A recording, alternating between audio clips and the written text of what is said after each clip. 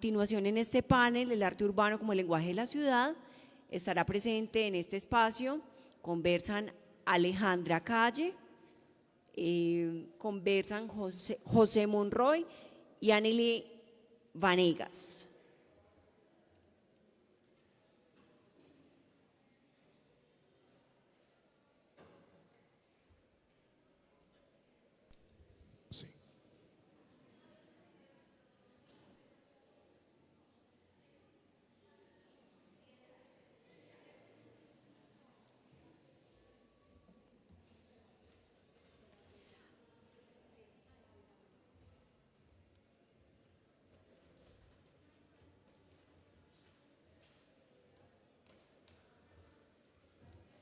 Alejandra Calle es maestra de artes plásticas, graduada de la Fundación Universitaria Bellas Artes de Medellín, cofundadora del colectivo Surala y tatuadora. En su trabajo explora y reflexiona sobre la idea del ser. Sus proyectos nacen de una búsqueda interna a través de la cual aborda preguntas sobre la identidad, la memoria, en otros elementos que construyen a la construcción de lo que somos y cómo actuamos. Angie Vanegas Arango es abogada y activista femenina, parte de las Pirañas Crew, magíster en Educación y Derechos Humanos y docente universitaria con experiencia en procesos comunitarios con enfoque de género, de arte urbano gráfico de la ciudad. Y además, José Monroy es artista gráfico y escritor de graffiti con más de 8 años de experiencia en el arte urbano.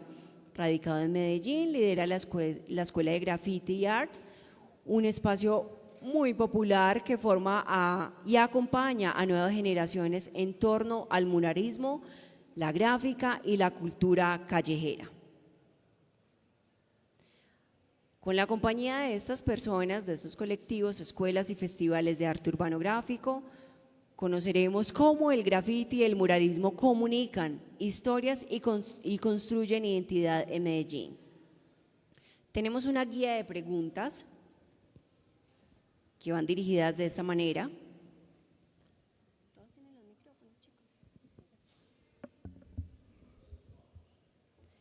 ¿De qué manera consideran que el arte urbano comunica la identidad y la memoria de los barrios y comunidades donde se realiza? ¿Cómo puede el arte urbano transformar la percepción de los espacios públicos y fortalecer el sentido de pertenencia de la ciudad? Y tenemos otra pregunta para abrir debates. ¿Cuáles son los principales desafíos y oportunidades que enfrentan los artistas urbanos para consolidar sus proyectos dentro de la ciudad sin perder su carácter colectivo y espontáneo? Entonces los invito por favor a conversar en torno a la pregunta: ¿de qué manera consideran que el arte urbano comunica la identidad y la memoria de los barrios y comunidades donde se realiza?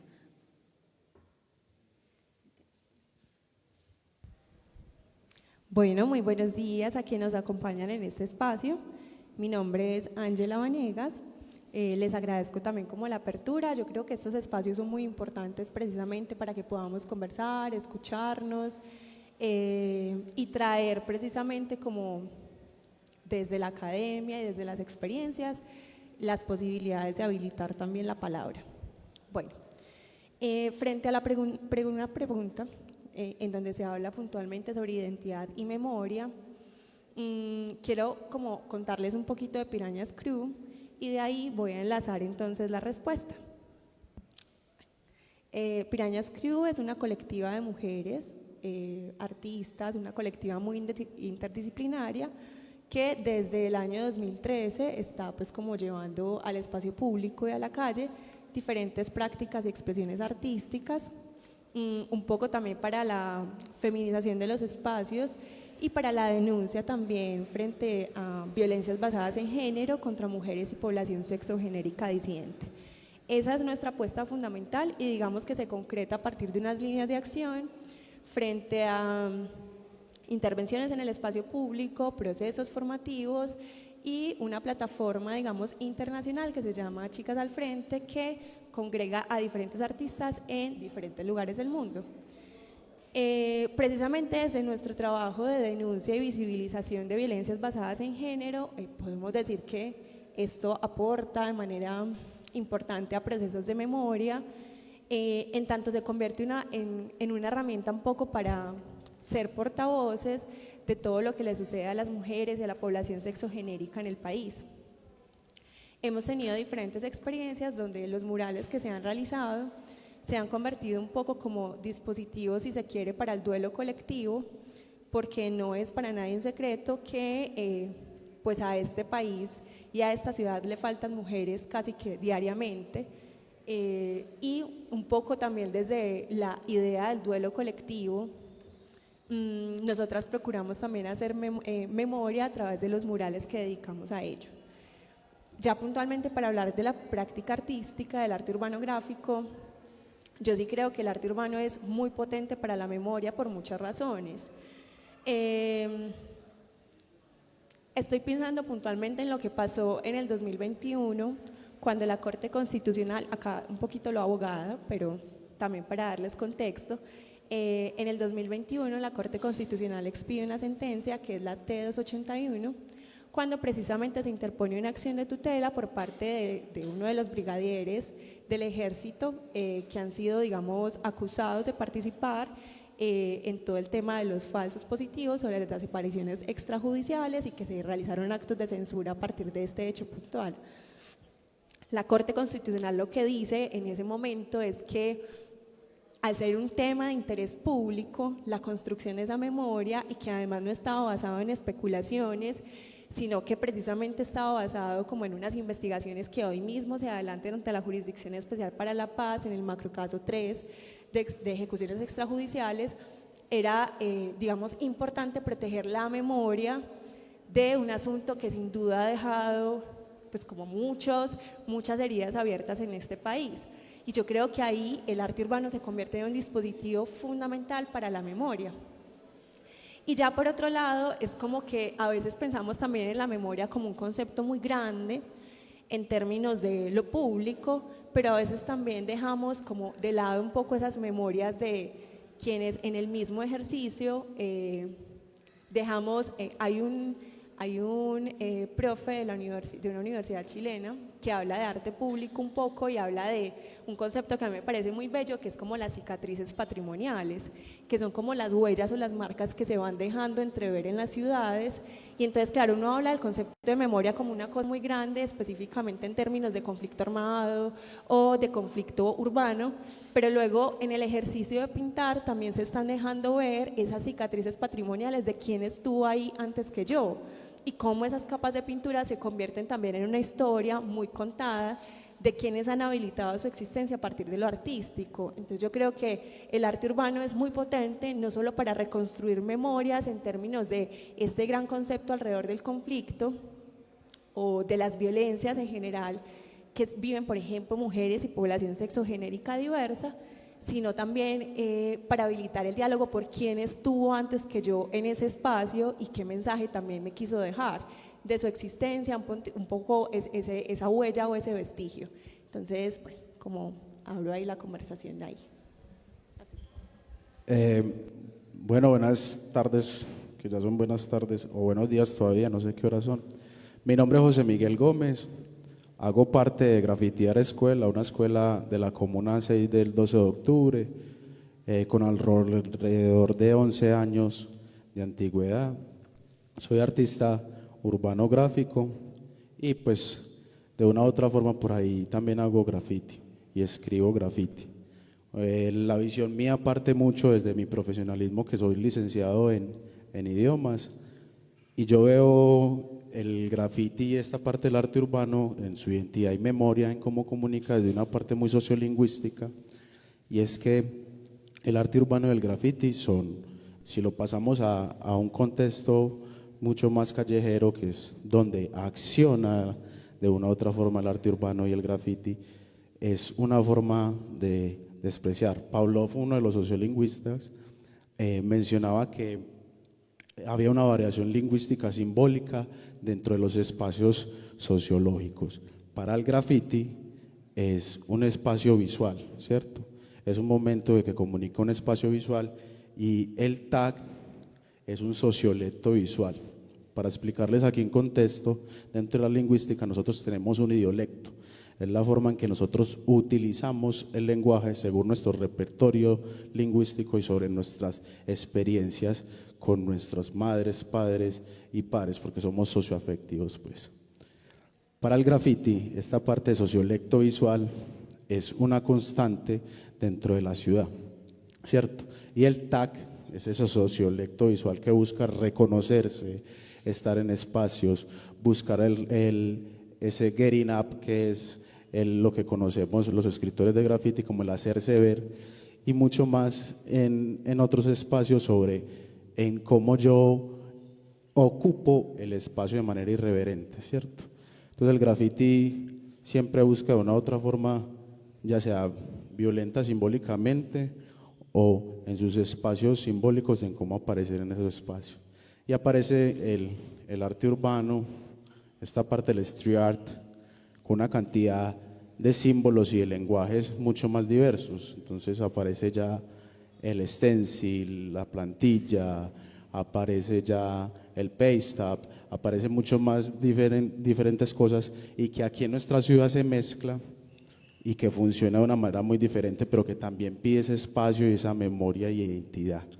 Entonces, aquí en Medellín hay unas particularidades, hay unas influencias estadounidenses frente al graffiti, hay unas influencias mexicanas frente al graffiti, frente a este estilo cholo, y cómo esas transformaciones vienen, y en ese gestante y en lo que se está viviendo, que en algún momento Colombia va a tener como su estilo de graffiti, pues porque el graffiti está evolucionando mucho, como lo que le pasó a Brasil con el pixacao y como le pasó a México con las cholas o con el chicano, y que el arte urbano está como en ese conflicto.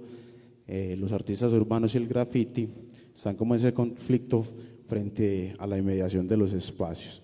Es importante entender que también el graffiti es un lugar que busca lo restringido, lo denso, lo particular, y que tiene unos significados muy diferentes según donde usted lo haga, porque no es lo mismo el tag o la firma o el arte que usted vaya a hacer dentro del centro de Medellín que en su barrio, pues porque otras personas transcurren a eso. Entonces el graffiti y el arte urbano siempre buscan memoria instante en un acto visual constante de esos espacios, independientemente ya sea pues como de luchas. Es importante también entender que el graffiti comunica también violencia, y creo que es importante cuando las FARC marcaban en ciertos espacios con sus tags, los combos en su momento también lo hicieron, Bloque Metro, los barristas también hacen graffiti y marcan sus espacios, Atlético Nacional, Independiente Medellín, los subgrupos chatarreros, entonces todo es un símbolo de lenguajes donde conviven y donde buscan identidad y memoria, y la memoria la hacen para de una u otra forma establecer su espacio. Bueno, buenos días todavía. Mi nombre es Alejandra Calle, soy cofundadora del colectivo Surala. Nosotros hacemos trabajo comunitario, usamos desde el colectivo el arte y las técnicas del arte para mediar y permitir o ayudar a que los agentes externos a ciertas comunidades que de una u otra forma han sido marginadas puedan entender la realidad de las comunidades desde la visión de la comunidad misma. Yo quiero responder las preguntas desde mi experiencia en el colectivo, que ha sido principalmente trabajando con comunidades indígenas. En la mayoría ha sido fuera del territorio pues, de Medellín, ha sido en La Guajira, y siento que como son contextos diferentes, pueden haber cambios como en el funcionamiento y en los alcances que tiene el arte urbano, pero que nos habla también mucho del impacto que tiene. Sobre la pregunta, yo siento que el arte urbano ayuda a comunicar la identidad y la memoria de las comunidades en la medida en que las conecta a ellas mismas con sus raíces. A nosotras nos pasaba mucho en La Guajira que cuando empezamos trabajo comunitario, la mayoría de las personas de la comunidad que eran jóvenes, niños, estaban pasando por un proceso de desconexión con sus raíces por el hecho de tenerse que unir más como a la arijuna o a la persona exterior, que son los espacios donde más inversión social hay. Entonces obviamente ellos tienen que salir de su espacio de confort y conocer otras cosas, y en la medida en que tienen que hacer eso, lamentablemente se tienen que alejar de sus raíces.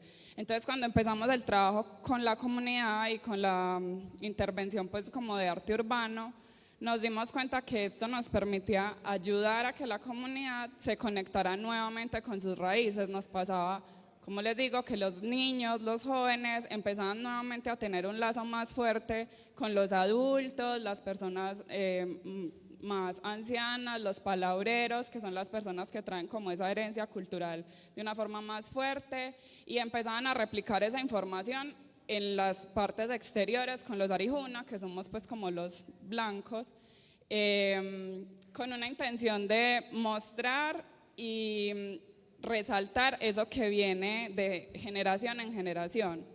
Entonces nos pasaba ya que estas creaciones con la comunidad de arte urbano, porque siempre las hacemos de una forma comunitaria, o sea, siempre la mediación es que comunidad y artistas, quienes estén involucrados, siempre estén en acción, y la comunidad es la que siempre pues como prevalece.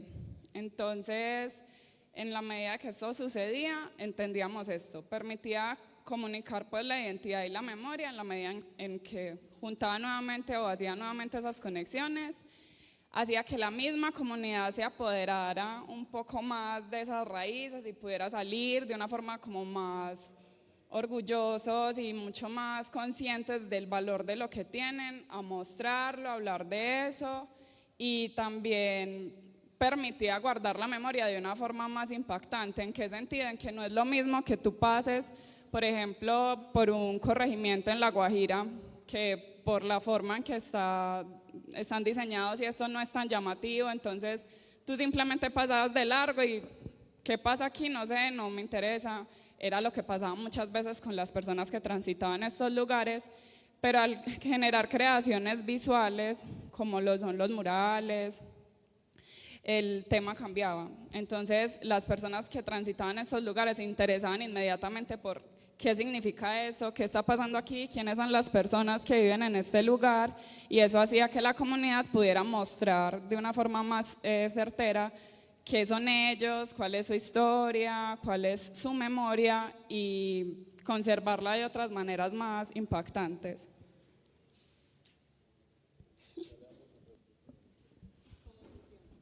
Bueno, creo que hacemos la segunda pregunta. Pues no sé quién es el moderador. A nosotros nos habían planteado ahí como unas preguntas. Automoderémonos. Sí,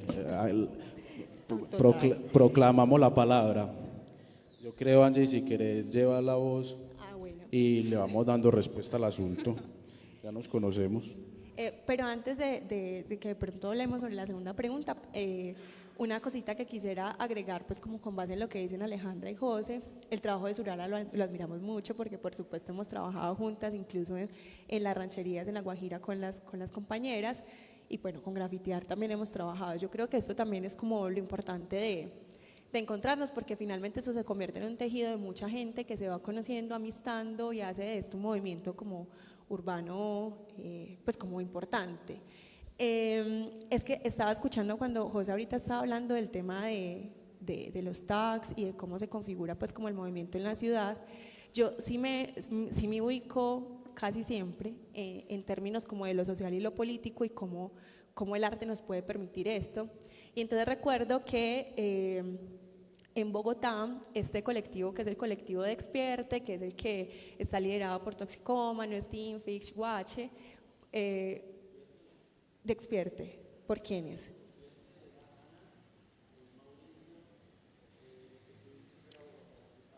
Bueno, perdón. Pero entonces el colectivo, gracias Juana por la aclaración.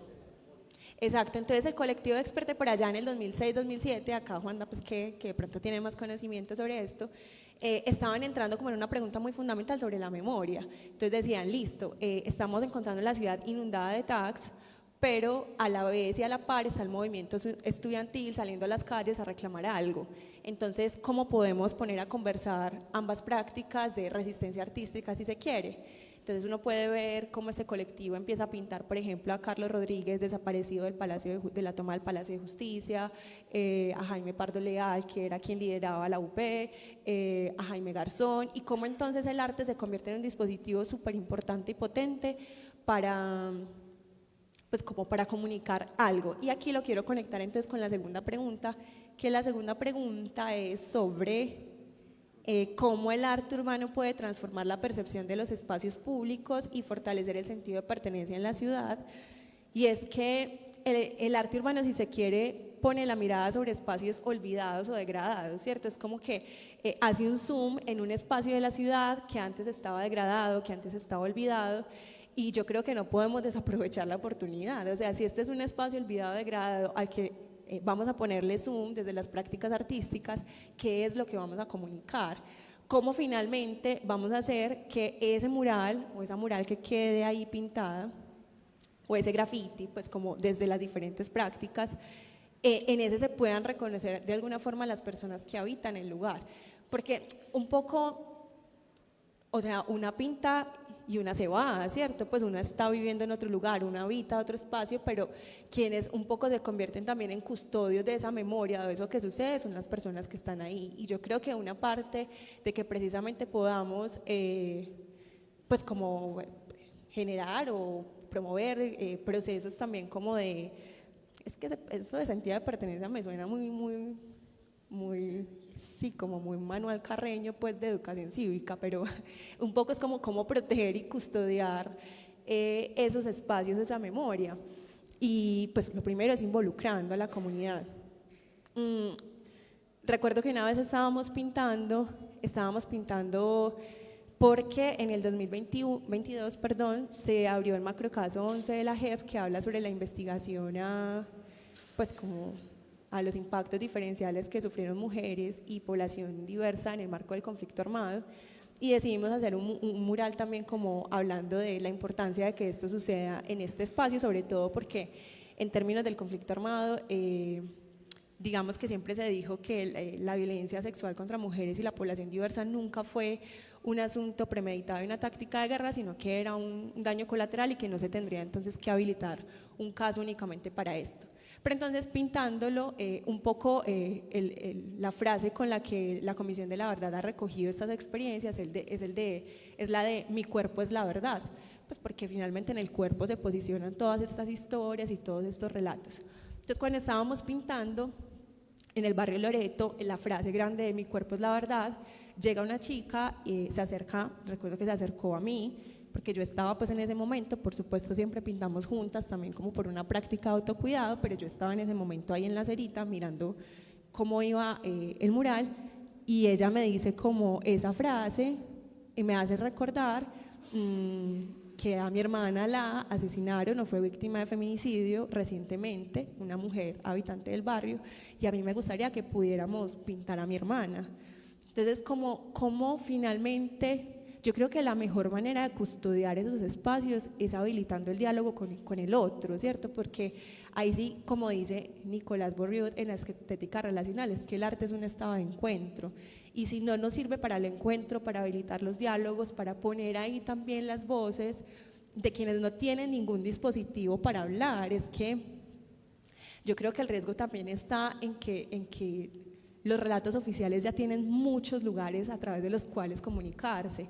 El relato oficial tiene la prensa, el relato oficial tiene la televisión, la radio, tiene hoy las redes sociales. Entonces, ¿será que el arte urbano, que es una expresión precisamente que surge a partir de la posibilidad de denunciar, no nos permite habilitar un espacio para esos relatos no oficiales? ¿O vamos a seguir entonces llevando a este espacio, que es lo único que nos queda, el relato oficial? Y pienso mucho también en lo que pasaba en el 68 con las brigadas Ramona Parra en Chile, en medio de una dictadura militar, organizados y organizadas, un poco también alrededor de lo que estaba pasando en la dictadura. Y muy rápidamente toda esta estética de los bloques que hoy vemos y que de pronto en el estallido social también fue como muy, pues como una estrategia muy importante para permitirnos también cuidado, seguridad y dejar el mensaje, son asuntos latinoamericanos, de las brigadas Ramona Parra, de los bloques, que precisamente permiten que en una pintada muy rápida se pueda dejar un mensaje y se evite el perfilamiento, la persecución y bueno, todo lo que esto puede traer. Entonces un poco es como, yo creo que se puede proteger el muro, aún entendiendo que la discusión del efímero, pero es como si se habilita el diálogo con quienes habitan ese territorio y si finalmente eso permite comunicar lo que no es posible comunicar a través de otros espacios. Es como muy interesante esa visión política histórica que plantea Angie y yo me retomo mucho cuando estaba ahí hablando ahí en esas conversaciones de esquina ahí con los parceros, pues que nos gusta ahí la leyenda y todo el asunto. Y un parcero me dejó con un texto muy bacano de Pierre Bourdieu, un sociólogo, que planteaba que había un poder simbólico dentro de la ciudad, ¿cierto? Y quien controla el código controla el significado, ¿cierto? Un ejemplo grande es si los ingleses no hubiesen sido los conquistadores de Estados Unidos, estuviéramos nosotros hablando francés, porque ellos son los que manejan el idioma y el poder, el lenguaje es un idioma, pues. Lo mismo pasa con el lenguaje aquí del arte urbano, pero ya el graffiti, el arte urbano, reconfigura ese poder, ¿cierto? Y ocupa lugares donde el discurso institucional no llega. Entonces, en las periferias vemos diferente arte urbano, en las territorialidades que están lejos, por ejemplo, hablar un poco de San Carlos, el proceso que tiene San Carlos y procesos de murales donde hubo mucha incidencia sobre grupos armados y donde ellos transformaron un poco esos mensajes a través de los murales y ha sido un reto constante sobre esa reconfiguración del poder que deja ese símbolo que es el arte urbano y el graffiti, ¿cierto? Y no solamente eso, sino que en conflictos pasados, el conflicto pasado que había entre el punk y el hip hop, en conflictos que se ven ahora tensionantes entre los escritores de graffiti y los artistas urbanos, sobre ellos cómo están fluctuando y entrando en conflicto en esos espacios, esos lenguajes cómo empiezan a transformar. Ahorita hay un parche, que es un parche pues como muy seguido y es un espacio que ya se convirtió como en parche de ciudad y que es Cervantes. Yo recuerdo que cuando yo iba a Cervantes el graffiti no estaba tan acumulado ahí, no llegaba tanto graffiti al momento como lo conocemos como lettering, o sea, graffiti, lettering, no arte urbano. Y lo que había ahí son obras de los estudiantes de artes plásticas, de Bellas Artes, y el graffiti de una u otra forma se pasó y se mudó a ese lugar y empezó como a establecer un espacio simbólico de poder sobre el tag, sobre el bombing, sobre todo lo que pasa ahí y transformó el lugar de una manera muy fuerte, visualmente es fuerte, porque el graffiti incomoda muchísimo y eso transforma mucho el espacio, el graffiti transforma el espacio, es algo muy violento, irreverente y hay que entenderlo porque es natural, es como la señora que va rayando por ahí, Cristo vive, esa señora es una grafitera seria, transformó el espacio con un mensaje religioso. O hace unos 10 años el mago Fernandini, cuando ponía la publicidad, un teso ahí que veían al mago Fernandini colocando su espacio visual. Entonces pienso que también hacía unos espacios. La resistencia norte con el tema de antifascismo, con algunos logos de antifascismo de la Antifa, de lo que mencionaban. Y esos códigos, cómo empezaron a transformar los espacios, no solamente de territorialidad, sino de lenguaje. Y algo muy importante mencionar frente a estos cambios es como una especie de polifonía visual, que el espacio se está volviendo muy polifónico, o sea, están habiendo mensajes muy parecidos por esa tensión constante y que no evoluciona el arte urbano y el graffiti. ¿Por qué? Por lo mismo de los conflictos que se están generando.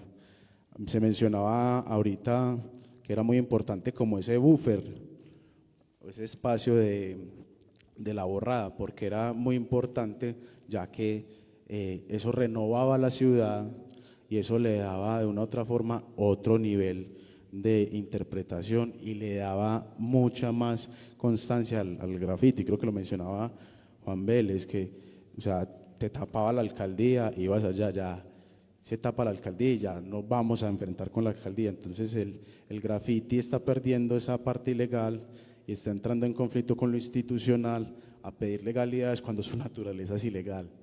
Es como es un conflicto muy raro ahí que está pasando frente al graffiti, pero que se hace ver y que está transformando el espacio público, porque pues esos son casos como en la 13. Bueno, yo creo que para responder esa pregunta y partiendo de lo que acaban de hablar mis compañeros, creo que las dos palabras importantes en la respuesta de la pregunta como tal son no solo la percepción de los espacios, sino las dinámicas. Yo siento que cuando hay intervenciones con arte urbano, sea muralismo, graffiti, cualquier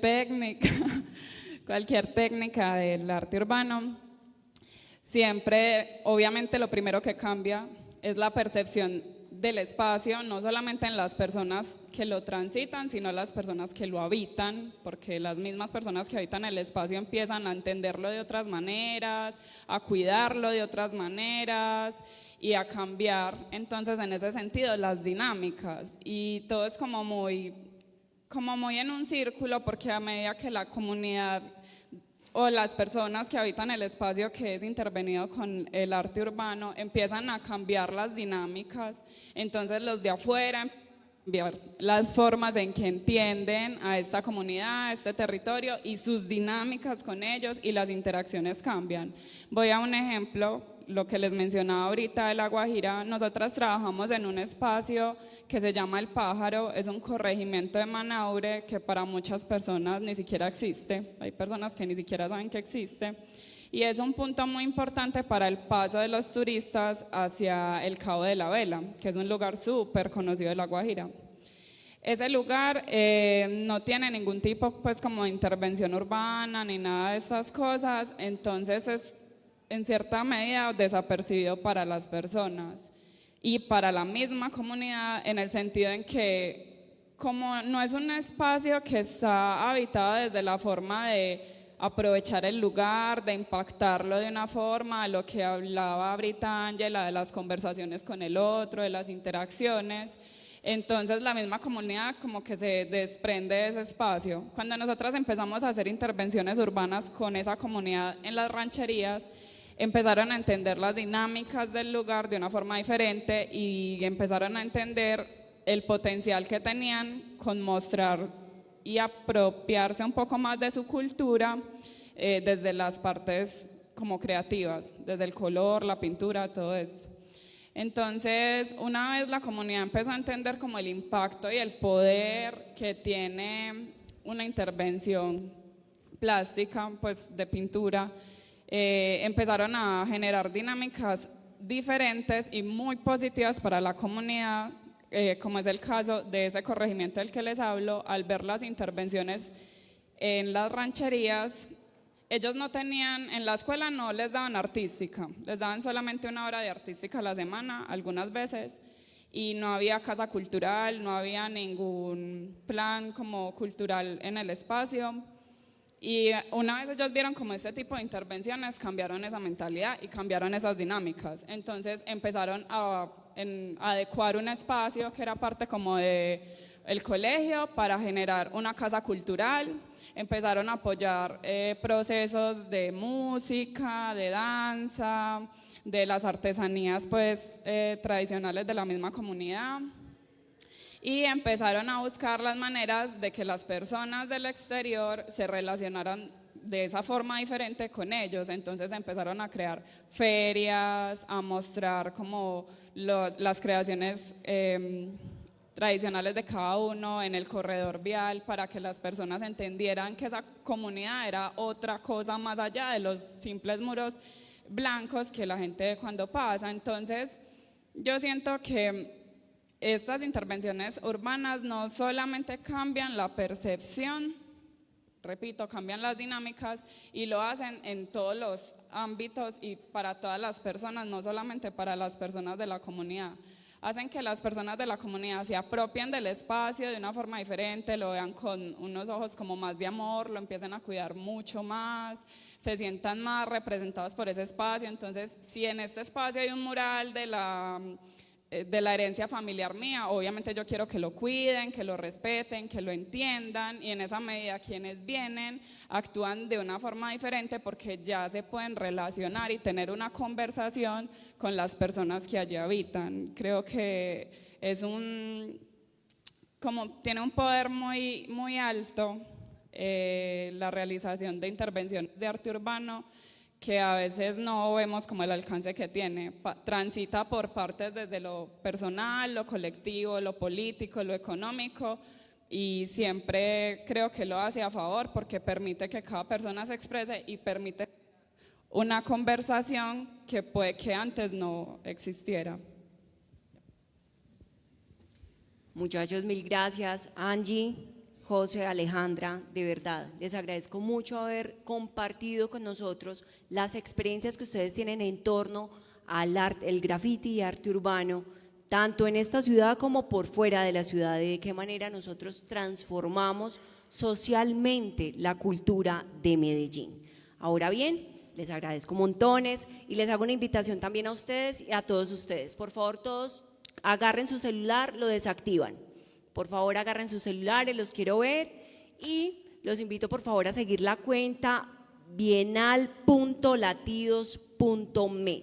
Esta fue una cuenta realizada con el fin de hacerle seguimiento y de tener todas las memorias de la agenda cultural que se está llevando a cabo en la Bienal Latidos 2025. Entonces, por favor, en Instagram nos siguen, hacen las publicaciones y nos etiquetan, por favor.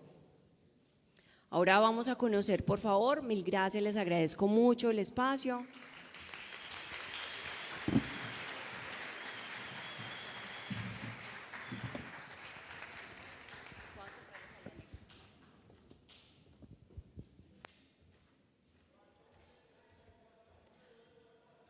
Ahora conocemos la historia viva del grafiti en Medellín de la mano de artistas que han marcado cada década desde los años 80.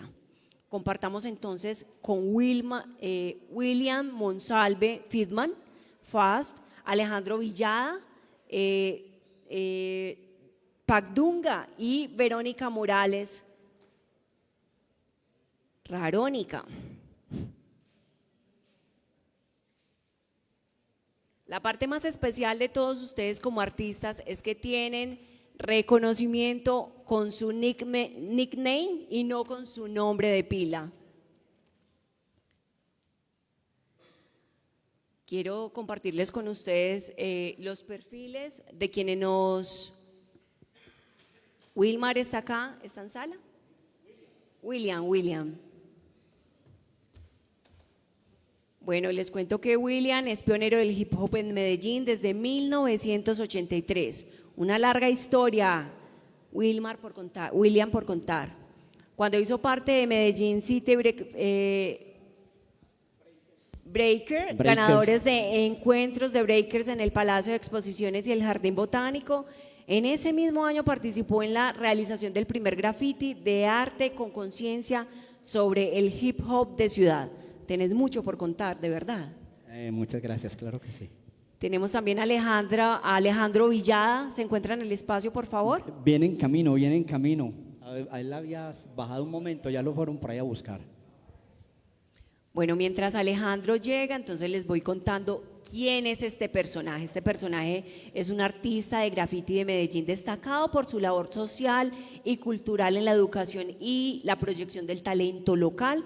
Desde finales de los 80 formó parte de las primeras generaciones de artistas callejeros que promovieron intervenciones en el espacio público como herramienta para construir valores culturales en torno del hip hop. Y tenemos en este panel una mujer. Nos acompaña ella es Verónica Morales García, Rarónica, ¿es tu nickname? Artista plástica de la Universidad Nacional de Colombia, sede Medellín, magíster en artes visuales de la misma universidad, docente investigadora de la Universidad Católica Luis Amigot, en el programa de diseño gráfico y docente de cátedra en la Fundación Universitaria Bellas Artes. Entonces estás en tu casa, ¿cierto? Gestora independiente del proyecto expositivo e ilustradora freelance. Adelante, muchachos. Hola, ¿cómo estás? Te estábamos esperando con ansias. Dale, dale, no te preocupes. Bueno, muchachos, les cuento entonces que este espacio es para compartir y hablar un poco en torno a unas preguntas específicas. La primera pregunta con la que generaremos una conversación será: ¿de qué manera consideran que el arte urbano comunica la identidad, la memoria de los barrios y comunidades donde se realiza? Esa es nuestra primera pregunta. Luego nos vamos con una segunda pregunta, que es: ¿cómo puede el arte urbano transformar la percepción de los espacios públicos y fortalecer el sentido de pertenencia de nuestra ciudad? Y como tercera pregunta tenemos: ¿cuáles son los principales desafíos y oportunidades que enfrentan los artistas urbanos para consolidar sus proyectos dentro de la ciudad sin perder su carácter creativo y espontáneo? Esta tercera pregunta es muy importante para todos los que están iniciando en este espacio de graffiti y arte urbano de Medellín. Muchachos, a conversar entonces. Bueno, bienvenida. Las damas primero. Sí. Muy buenas tardes para todos. La verdad, estaba preparada para otras preguntas. Siento que esas ya se trataron y el título incluso de nuestra intervención tiene que ver más con la historia y 4 décadas que llevamos presenciando. Entonces yo me voy a guiar más bien por las preguntas que me enviaron vía WhatsApp.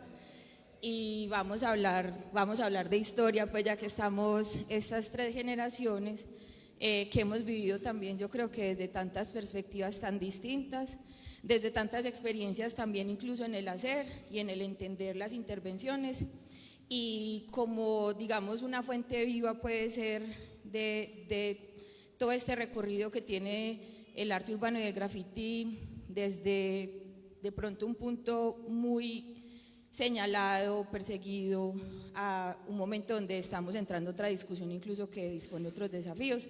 Entonces en este caso, pues dado que mis colegas aquí están un poquito más viejitos que yo, deberíamos empezar por ellos, que tienen una historia más atrás que la mía. Yo inicio en los 2000, ellos vienen de los 90, entonces yo les quiero dar la palabra a ustedes primero. Bueno, tenía. Bueno, espere que usted es el mayor. Entonces vamos a empezar por aquí y ahí de pronto podemos conectar ahí con la pregunta, porque hablan de algo de la identidad en ese momento cuando tú iniciaste FAS por allá a principios de los 80, y yo creo que ya nosotros hemos conversado mucho, pero muy bueno que este público conozca todo ese tema de la identidad, porque para mi recuerdo éramos muy americanizados en ese entonces, muy americanizados. Entonces, ahora. Chévere que inicies tú, que es un pionero, y quisiera que le diéramos un aplauso muy fuerte a FAS, pero muy fuerte.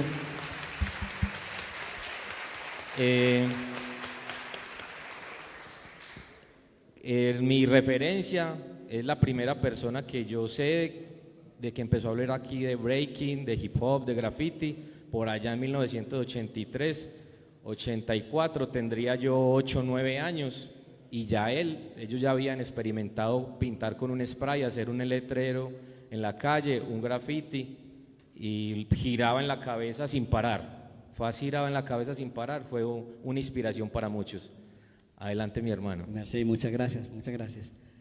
Me impresionaba escuchando lo que estaban exponiendo los panelistas anteriores, porque son gente joven y que lo están viviendo con toda la garra en el momento. Y al pensar en los alcances que tiene el graffiti, entre comillas, me pregunto cómo en esos comienzos no lo pude notar, cómo no me daba cuenta. Sí sabía que había una profundidad y un alcance, pero no semejante, ¿no? Entonces yo les voy a hablar desde mi perspectiva, que es de cuando no había nada, no había hip hop, y En el tema del graffiti, yo jamás vi grafitis, me refiero a dibujos en la calle, en ninguna parte, o por lo menos que tenga conciencia de ello como tal. Y todo comenzó a raíz del breakdance, que es con lo que empezó pues la moda y se dio a conocer el hip hop. Mira que los raperos ya habían dicho todo lo que tenían por decir y nadie les prestó atención. Los grafiteros ya habían rayado todas las paredes y todos los trenes y nadie les prestó atención. Fue gracias a los bailarines de breakdance que se dio la cultura a conocer. El DJ aún estaba en camino, entonces, en fin. En el tema pues de el graffiti, a mí me parece clave porque no existían los aerosoles, aún, eso es como algo que apenas estaba llegando. Y qué extraño que justo después de que aparece el aerosol, aparecen los artistas urbanos, entre comillas, no, los grafiteros. Como no había un nombre para describir a este tipo de gente, se les dio la palabra graffiti. Pero con el tiempo en las investigaciones aprendimos que la palabra graffiti era cómo se referían al arte rupestre y todo ese tipo de cosas rudimentarias que habían. Total que el graffiti va adquiriendo su propio nombre a través de personajes que le dan valor, como Afrika Bambaataa, que es uno de los pioneros, pues portadores, voceros de la cultura hip hop, de los que le dieron el nombre a la cultura como tal, porque la palabra hip hop era el baile de las caderas y de ahí tomaron referencia para darle un nombre a la cultura. Este mismo Afrika Bambaataa es quien dice, o la primera vez que yo escucho graffiti art, él no se refería al graffiti como el que se conocía, sino a la expresión artística del graffiti.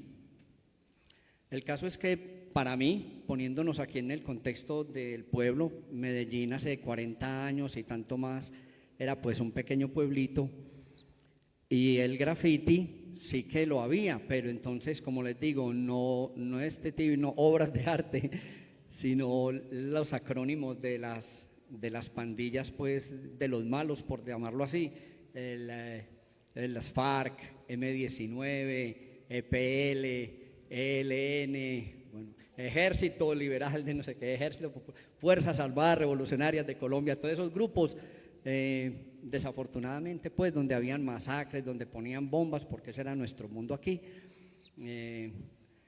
ellos ponían ahí su graffiti.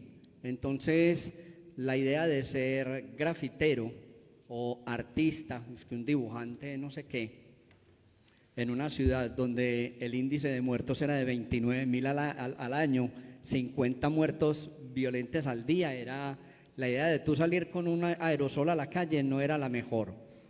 Igual nadie sabía de ello, por decirlo así.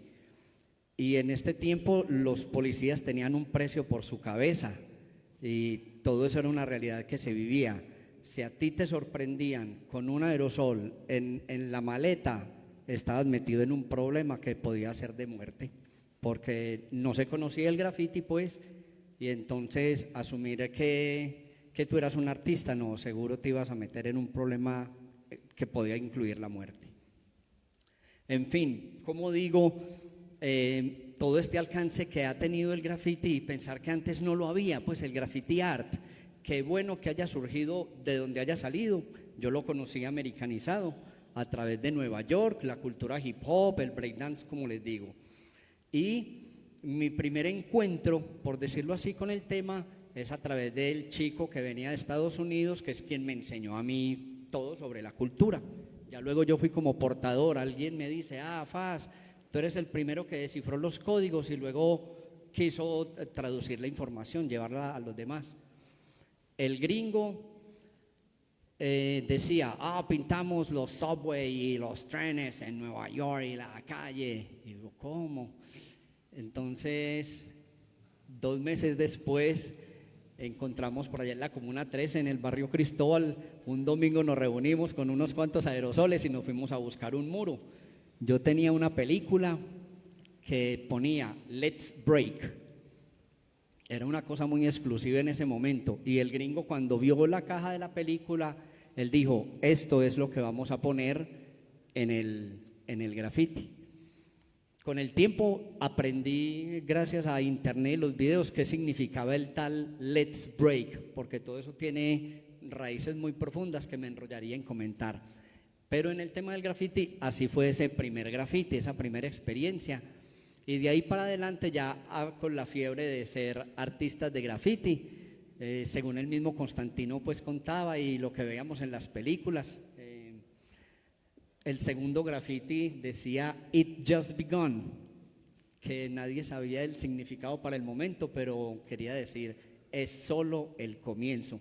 Entonces recuerdo cuando Constantino me hablaba de la canción "It just begun", que es una canción muy importante, y por ese motivo se hace el segundo graffiti que tuvo como relevancia, que tenía varios colores, tenía varias capas, por decirlo así, le podíamos llamar graffiti arte.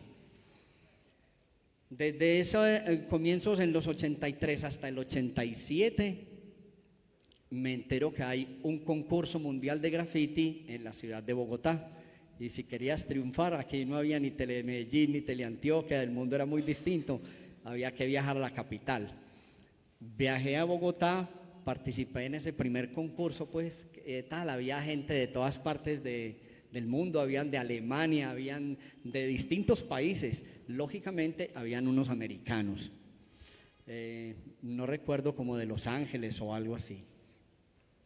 El caso es que primer muro que nos adjudicaban de gran tamaño, porque nosotros éramos pintores pero de Medellín y no había mucho dinero para ir con aerosoles, era muy arriesgado, no habían tantos muros, no es tan grande como Bogotá. Y con el peligro que se corría, como les digo, pues habríamos hecho unas cuantas obras, sí o no, como más a nivel local, más a nivel del vecindario mismo, sí o no, como más en el entorno, no es que nos fuéramos a las afueras. En fin, en Bogotá nos dan un muro gigante de 9 metros de largo por 8 de alto, y para nosotros era lo más grande que habíamos visto, en fin, y con pocos aerosoles para pintar. Para hacer una historia larga corta, el día de la premiación, el grupo de Estados Unidos ganó. Ellos hicieron una masterpiece con todos los colores y tal, pero ellos decían que dado el esfuerzo que habíamos puesto en nuestro muro, pintándolo con cal y con hisopos, dándole a ese muro, eso fue toda una aventura. Ellos decían, ellos merecen el primer puesto. Recuerdo que cuando nos quedamos sin aerosoles, como éramos de Medellín, la ciudad más peligrosa del mundo, y estábamos en Bogotá, decimos, no, vámonos a meter a un local y nos robamos unos aerosoles. Y bueno, y yo estaba con los dos compañeros y bueno, y nos metimos a una carulla, a un negocio, y cuando a la salida, y yo le pregunto a los parceros, ¿y ustedes qué? ¿Que traes algo? No, yo no fui capaz. ¿Y vos qué? No, yo tampoco. Luego por allá unas monjas nos ayudaron con el presupuesto y bueno, pasaron cosas. El caso es que haber ganado el concurso condujo a que el graffiti saliera en el periódico, y ya eso fue en el 87. Volvimos a nuestro Medellín contentos, seguimos pintando, haciendo cositas, y comenzamos a ver otras pintadas, como algunos que empezaban a seguirnos. Y yo quería conocer quiénes eran, qué los motivaba, y si eran bailarines de breakdance, cantantes de rap, todo lo que yo sabía, human beatbox, digging, de todo. Bueno, entonces yo buscaba gente para la cultura, así que cualquiera de los elementos que le gustara, conmigo había encontrado al propio. Entonces, recuerdo cuando vi cantar a Constantino, que sonaba como así. 2 years ago, a friend of mine asked me to say some MC's rhymes. So I said these rhymes I'm about to say. The rhyme was deaf, but then it went this way. You took a test to become an MC. And Orange Cooper became amazed at me, so Larry put me inside his Cadillac. The chauffeur drove off, so we never came back. And Jay could have record down to the bone. So now you got me rapping on this microphone. Then we're taking autographs, chills and laughs, champagne. Bueno, y el gringo se movía y tal, y yo, todo lo que...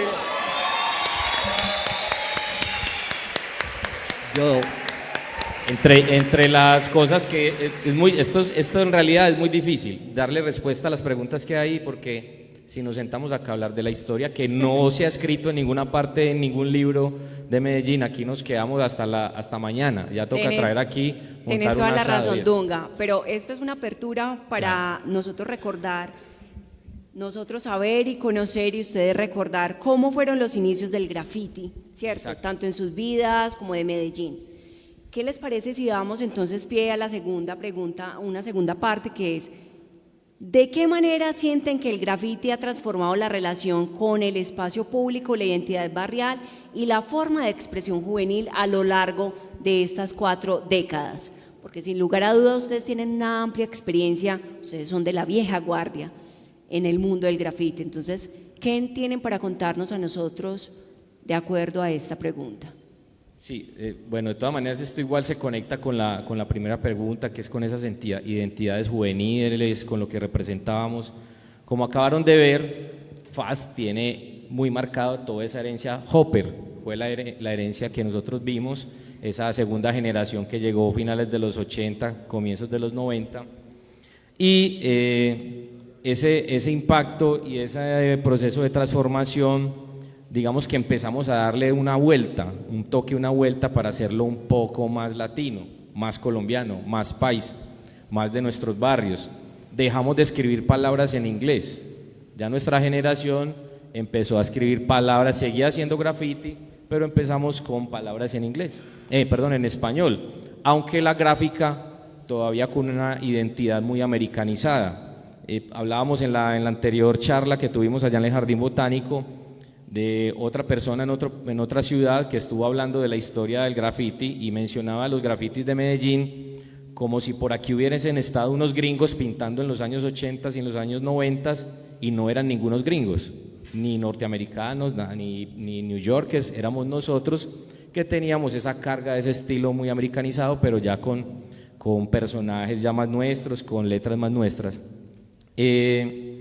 Esa parte como de esa identidad que cargamos desde ese entonces nos permitió primero ser. Estábamos en una época donde usted no valía nada, ¿cierto? Eras un sicario de un barrio, ese era el estigma que teníamos los jóvenes en ese momento. Y si andabas con un aerosol, lastimosamente el concepto de subversivo te lo ponían. Y digo lastimosamente porque la palabra subversivo es una palabra bonita, es darle la vuelta a un sentido, estar en oposición a algo que te oprime. En realidad es una palabra muy bonita, pero en los 80 era un estigma, ¿cierto? Te tildaban de guerrillo, bueno, de miles de cosas, de que hacías parte de pandillas, y en realidad éramos unos jóvenes que no éramos ni capaces de robarnos un aerosol. Y creo que igual también pasaba arriba en Norteamérica. Son los estigmas que se quedó en el movimiento de violencia, de pandillas, de drogas, y en realidad no pasaba así. Entonces desde esos 90 empezamos a transformar, a cambiar. No, es que nosotros no vamos a ser estigmatizados como grafiteros ilegales. Pensábamos en ese momento sí que se legalizara nuestro trabajo, que fuera reconocido como una manifestación artística, que ahorita se está dando esa discusión. ¿Es arte, no es arte? ¿El bombín es arte? ¿El grafiti es arte? No, pero en ese momento era la salvación que teníamos. Si nos hacíamos ver como unos artistas, pues el grafiti iba a tener otra condición, otra visibilidad, y por eso las obras monumentales que hizo Brit Jake, no sé si se fue, que sí hizo las más grandes de ese momento. ¿Dónde está? ¿Qué se hizo? Ya lo iba a sabotear aquí. Bueno, fueron muy monumentales, pero era eso, como queriendo manifestar que lo que estábamos haciendo sí tenía una carga conceptual, una carga artística, y que nos vieran con otros ojos. Por eso a esa época dorada que le hemos llamado en muchos lugares, se le extraña, y sobre todo en esta época donde ese espíritu de transformación en la calle se está volviendo un canibalismo. Nos estamos consumiendo entre nosotros mismos, grafiteros, muralistas, cartelistas, tapados unos sobre los otros. Da cuenta así de lo efímero que es el arte en el espacio público, el arte gráfico sobre todo en el espacio público, pero también se convirtió en un proceso de desvalidación de la historia, ¿cierto? De validación de la historia. Ya en este momento, hoy en día, poco importa tu recorrido, poco importa lo que estés planteando ahí, y llegan otras personas y se tapa lo que hay ahí, lo rayan, lo pintan y bueno, no importa ahí lo que pase. Hay temas para discutir alrededor de la transformación que está teniendo el graffiti y su impacto pues como en las generaciones actuales. Se va uno yendo un poco por las ramas, se va uno yendo por las que es muy difícil. Hay mucho muy por difícil decir. que no. Contanos. Bueno, pues de pronto la perspectiva mía tiene varias condiciones y creo que no las puedo, o sea, no puedo hablar de esa historia sin mencionar esas condiciones, ¿cierto? Digamos que mi condición de pronto femenina, de ser hija única en aquel momento, vivir en lugares que estaban de pronto en un marco de privatización más fuerte, me impidió recoger la experiencia del grafiti o del arte urbano desde la experiencia directa con la calle. Y básicamente cuando yo empecé a pintar, pues era un poco esa reclamación de la libertad que yo necesitaba para poder habitar una ciudad que siempre se me vendió con tanto miedo, ¿cierto? Me tocó la niñez en el marco de la violencia urbana, de la enorme influencia que tenía el narcotráfico, bueno, como todas estas cuestiones que obviamente hacía que mis padres pues tuvieran mucho temor de dejar a una niña salir pues como a, no sé, a vivir la ciudad. En ese caso, pues digamos que las referencias yo las tuve que empezar como a conseguir de a pocos, la cultura del hip hop me llegó mediada, yo no conocí a un rapero ni a un breaker, nada, yo vi películas, vi series, vi televisión, escuché música, vi deportes y eso fue lo que me acercó de pronto como a esa cuestión y suena como un poquito teso, pero pensemos que mucho de lo que se da en pospandemia está también en esas condiciones. Y cuando ya pues empiezo a caminar la calle me empiezo a encontrar tags, estamos hablando de eso es el 96, 97. El primer tag que me encuentro es de un chico que firma por toda la ciudad que se llama Alejo y todavía existe un tag de Alejo cerca como al aeropuerto de La Herrera en una reja, en un taller. A mí esa expresión me marcó porque era el nombre de una persona, no tenía mucho misterio, era una caligrafía linda, pero donde yo iba estaba. En un parque, en un poste, en una pared, debajo de una piedra, estaba Alejo. Y después de eso, pues digamos que uno cuando tiene espíritu de investigador empieza a hacer el rastreo de las personas que aparecen en la calle. En Fátima había un chico que escribía Lachu, también con una letra de profesora súper chara, pero muy bonita.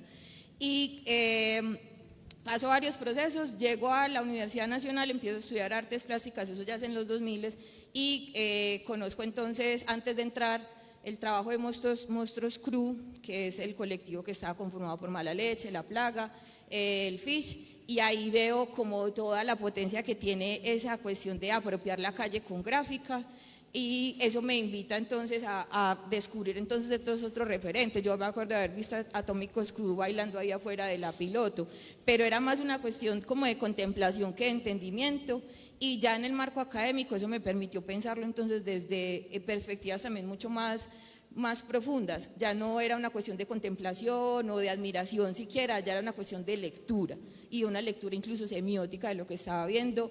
Para mí fue transformador y fue como el primer llamado que yo sentí como, hey, se puede, o sea, tú también lo puedes hacer.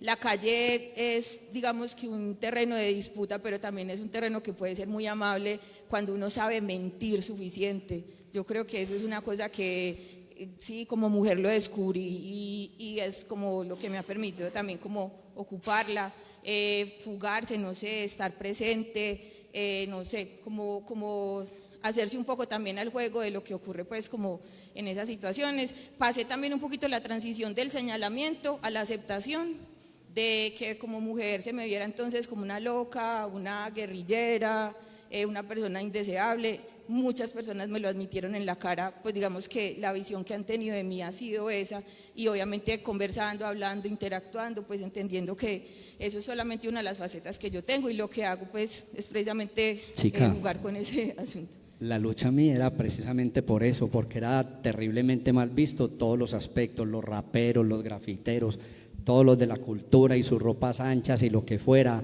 era rechazado.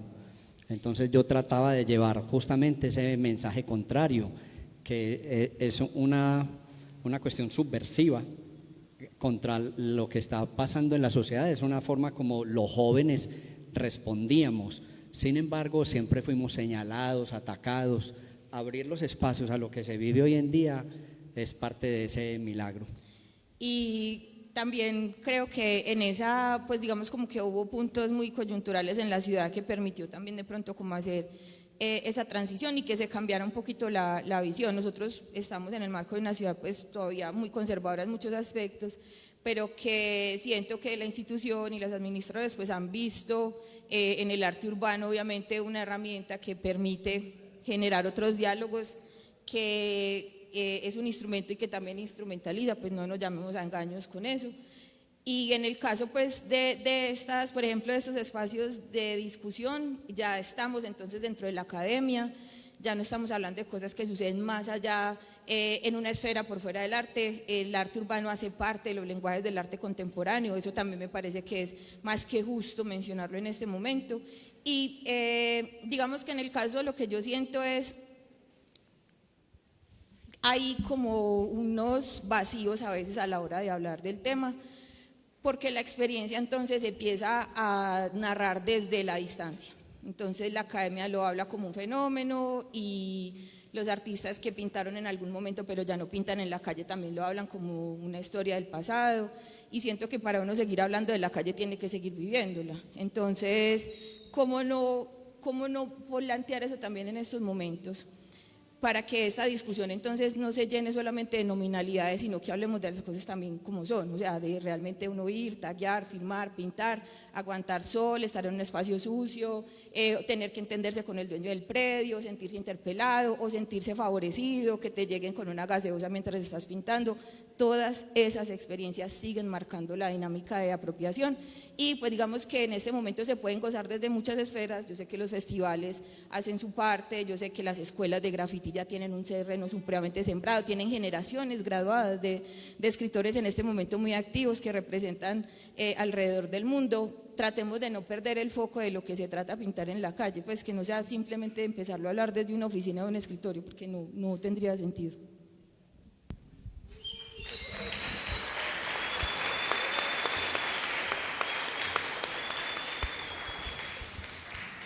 Les agradezco mucho de verdad en compartir su experiencia, sus historias, de dirigir, de cuál es el camino que cada uno de ustedes, que son fanáticos del arte urbano, del graffiti y arte urbano en esta ciudad, y también, ¿por qué no?, explorar dónde, no hacer las cosas de buscar pintura por otros lugares, sino el correcto modo de conseguir los recursos para poder hacer arte en nuestra ciudad.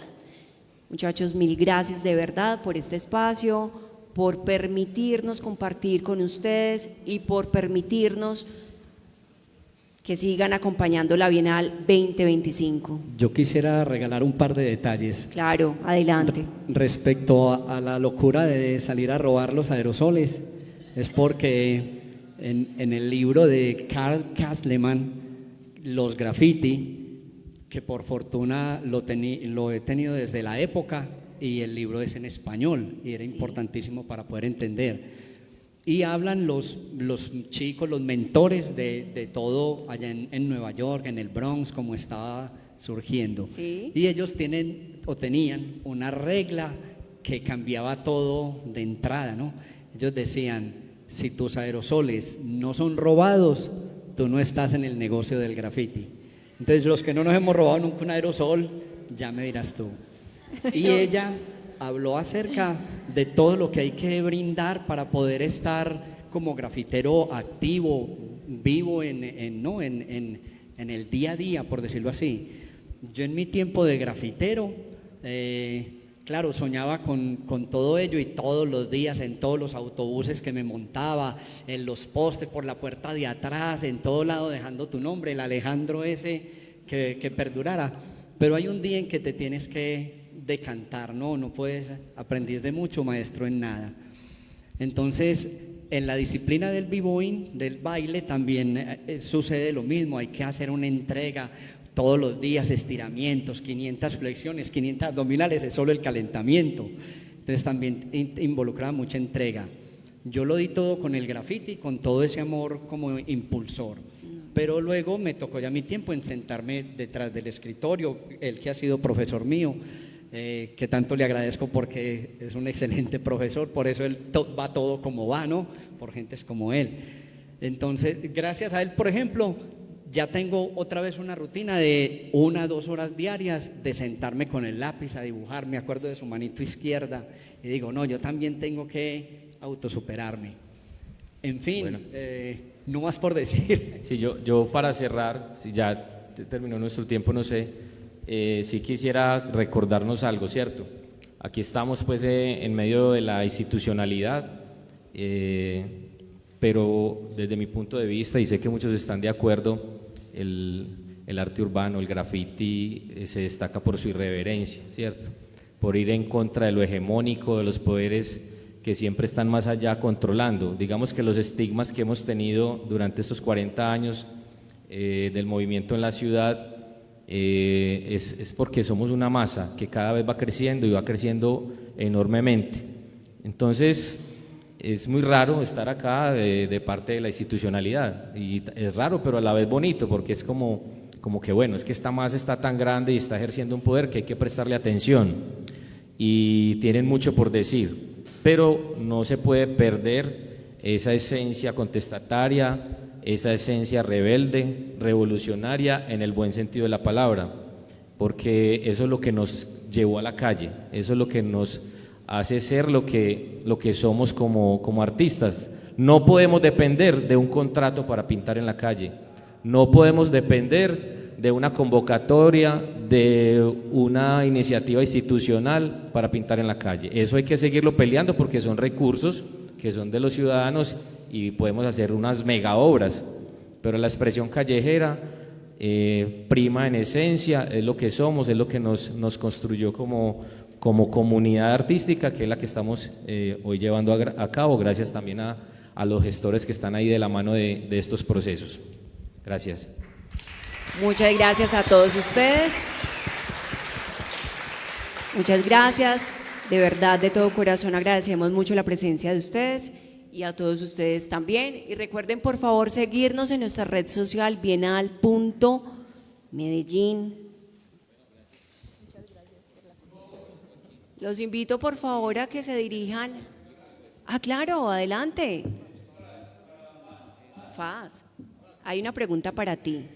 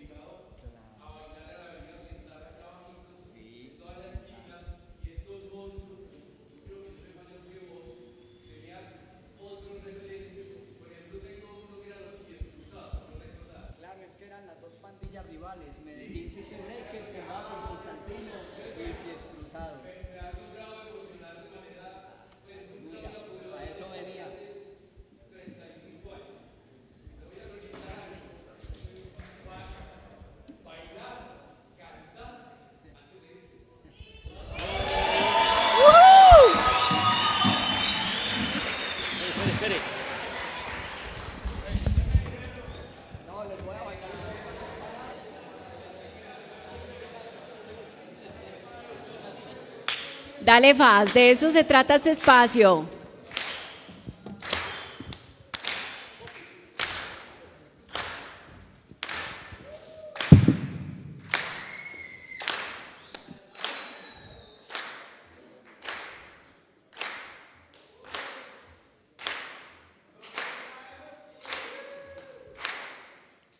Ay, dale. Buena, Paz.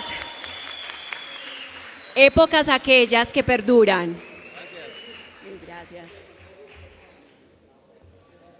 Recuerden, por favor, seguirnos en nuestra red social bienal.latidos.med. Nos etiquetan en cada publicación que realicen de este encuentro y además de nuestra agenda cultural Bienal Latidos 2025. Por favor, los invito a que se dirijan para tomar un ficho para el almuerzo, pero quienes nos vayan a acompañar en la jornada de la tarde. Por favor, conciencia con esto para poder tener un buen orden. Invito también, escuchen estas notas informativas para que las tengan pendientes. ¿Listo? La idea es que sigamos llevando el seminario de la manera que lo hemos hecho y demostrando la cultura que demostraron ahora en la mañana. Muchas gracias por la ayuda. Los que se vayan a quedar en la tarde van a buscar en la parte de abajo a Víctor, nuestro compañero con las rastas larguísimas, el de las rastas más largas, él les va a dar un ficho para que puedan almorzar.